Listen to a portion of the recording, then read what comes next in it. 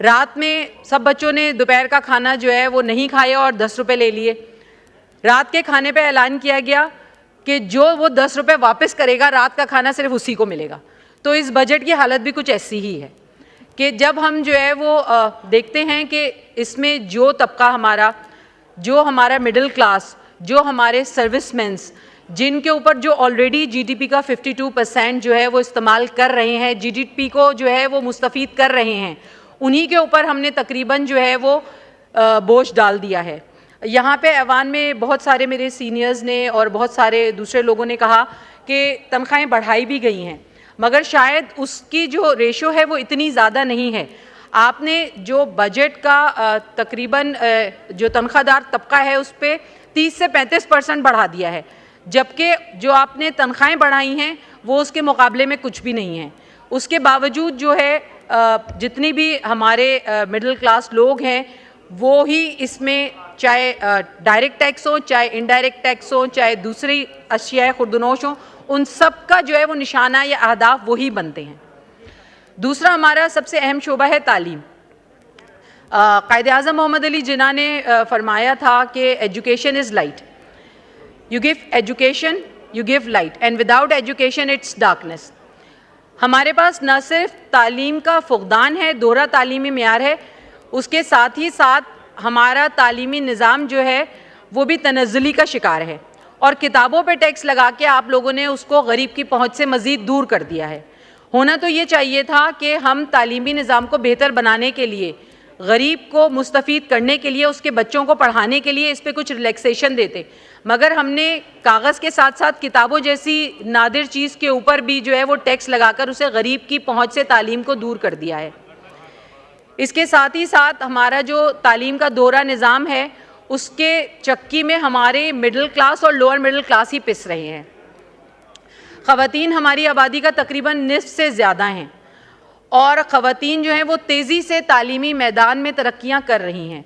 हर जगह मर्दों के शाना बशाना, बल्कि उससे बेहतर। जिस ज़माने में मैंने इंजीनियरिंग की थी तो शायद मेरी क्लास में 50 लड़के और 4 लड़कियाँ थीं, मगर आज 15-20 साल गुजरने के बाद जो है वो इंजीनियरिंग की क्लास में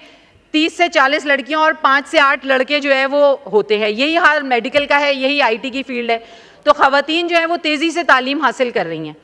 हमारे सिंध में, मैं सिंध की बात करूंगी क्योंकि कराची से मेरा ताल्लुक़ है, सिंध में तकरीबन 48,000 से ज़्यादा जो है वो स्कूल्स हैं, कॉलेजेस हैं, मगर उसके बावजूद जो उनकी ज़बू हाली है वो सबको मालूम है। होना तो ये चाहिए था कि कराची जैसे बड़े शहर में तालीम के लिए HEC जो है वो कोई जो है वो बड़ा जो है बजट मख्तस करता। ख़वातीन की वहाँ सिर्फ 2 यूनिवर्सिटीज़ हैं, निस्फ से ज़्यादा आबादी ख़वातीन की है, वो तेज़ी से तालीम हासिल कर रही हैं, यूनिवर्सिटीज़ में जा रही हैं, प्रोफेशनल कॉलेजेस में जा रही हैं, मगर इसके बावजूद भी वो जो है कराची जैसे बड़े शहर में जिसकी आबादी सेंसस में कई गुना बढ़ा दी गई है, उसके बावजूद वहाँ पर सिर्फ 2 ख़वातीन की यूनिवर्सिटीज़ हैं। तो मेरे ख़्याल में ख़वातीन की यूनिवर्सिटीज़ के लिए वफाक को सोचना चाहिए, हायर एजुकेशन कमीशन को सोचना चाहिए, और इसकी तादाद को और एजुकेशनल प्रोफेशनल इंस्टीट्यूशंस को ख़वातीन के लिए ख़ास तौर पे बढ़ाना चाहिए। साथ ही साथ जो दूसरा हमारा अहम शोबा है सेहत। सेहत के लिए बहुत अफसोस से कहना पड़ता है कि मेरी पार्टी ने तो अपने मैनिफेस्टो में तालीम के साथ साथ सेहत पे भी एमरजेंसी लगाने की बात की थी, उसके बावजूद भी जो हमारे लाइफ सेविंग इंस्ट्रूमेंट्स हैं, जो तिब्बी आलात जो है दिल के तहफ़्फ़ुज़ के लिए इस्तेमाल होते हैं, जो तिब्बी अद्वियात हैं, वो उन आलात के बग़ैर इस्तेमाल करना नामुमकिन है, उन पे भी 18% टैक्स लगा दिया गया है। और जैसा कि आपको पता है कि आलात बहुत ज़्यादा सेंसिटिव हैं, तो ये ज़्यादातर दरामद किए जाते हैं, तो 4% उन पे वैल्यू एडेड टैक्स वो भी लगता है, और इसके बाद ये तकरीबन 22% पे पहुँच गया है। अभी मेरी नज़र से एक ख़बर गुजरी कि जो फलाही अस्पताल हैं उन पे भी सेल्स टैक्स लगाने की तजवीज़ जो है उस पर ज़ेर गौर हैं। तो ये मेरे ख्याल में नहायत ही जो है वो अफसोस की बात है कि ऐसी चीज़ें, अक्सर मुल्क जो है ये लाइफ सेविंग इक्विपमेंट्स को टैक्स फ्री करते हैं या बहुत ही नॉमिनल सा टैक्स इन पे जो है वो इनकी दरामदात पे लगाते हैं, मगर हमारी हुकूमत जो है ये समझने से कासिर है कि ये कितनी महंगी जो है वो इलाज है और ये महंगी अद्वियात हैं, और इसको मज़ीद गरीब के लिए आप महंगा कर रहे हैं। अमीर आदमी या 2% मरात याफ्ता तबका तो शायद इससे मुस्तफ़ीद हो पाएगा,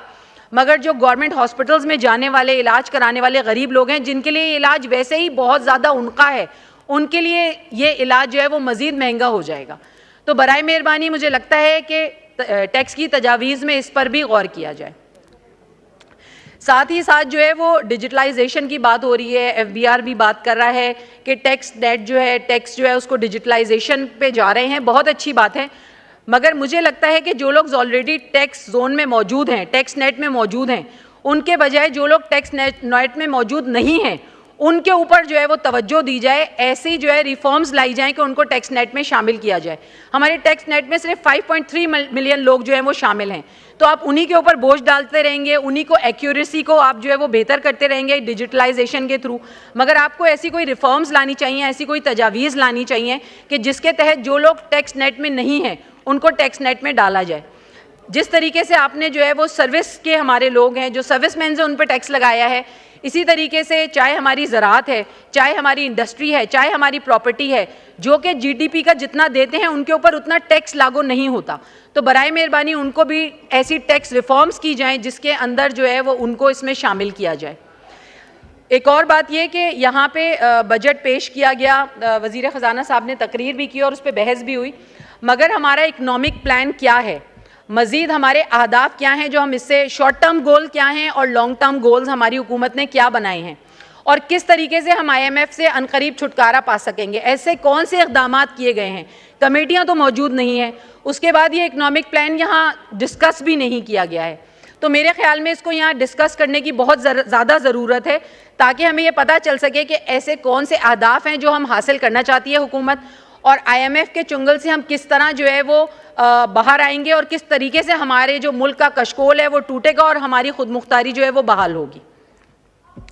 साथ ही साथ जो है वो यहाँ पे नेशनल फिस्कल पैक्ट के भी जिक्र हुआ कि जितने भी सूबे हैं उनके साथ एक कोऑर्डिनेशन जो है वो बनाया जा रहा है और उसके लिए तजावीज़ ज़ेर गौर है। मेरी गुजारिश ये है कि उसको भी ऐवान में लाया जाए और यहाँ पे डिस्कस किया जाए कि उसका क्या लाएअमल होगा, वो किस तरह जो है वो कोऑर्डिनेट करेगा। एक और बात ये कि सेंसस में जो हमारे कराची की आबादी है वो 1,35,00,000 से बढ़कर 2,10,00,000 पे पहुँच गई है। सिंध की आबादी भी बहुत ज़्यादा बढ़ गई है, मगर जो NFC अवार्ड्स हैं वो पिछले 11 साल से वही के वही हैं, उसको ना रिवाइज़ किया गया है, ना उस पर नज़र सानी की गई है। तो बराए मेहरबानी इसको भी गौर किया जाए कि उसको नज़र सानी की जाए, ताकि न सिर्फ NFC अवार्ड में जिस तरीके से रिसोर्सेज बढ़ रही हैं, जिस तरीके से आबादी बढ़ रही है, तो उसके समरात नीचे शहरों तक, ख़ास तौर पे जो हमारे अर्बन एरियाज़ हैं, कराची, हैदराबाद वगैरह, जो कि पहले ही बहुत ज़्यादा जो है नज़रअंदाज किए जा रहे हैं। तो इस बात को न सिर्फ NFC अवार्ड में इस हिस्से को बढ़ाया जाए, बल्कि साथ ही साथ ये मेक श्योर किया जाए कि उसके समरात नीचे आम आदमी तक पहुँचे। इसके साथ ही थैंक यू। और इधर से कहाँ गए? इकबाल चन्नड़ साहब। जी बात पूरी करिए, इनका माइक ऑन कीजिए, लेकिन बस ये last minute. Benazir income support programme है, बहुत अच्छी बात है कि उसको 27% जो है वो इंक्रीज़ किया गया है, मगर मेरा ख्याल ये है कि आप लोगों को मछली खिलाने के बजाय मछली पकड़ना सिखाएं, उनकी जो खुद मुख्तारी है, उनकी खुद इन्हिसारी जो है उसको बहाल करें। आखिर में मैं सिर्फ ये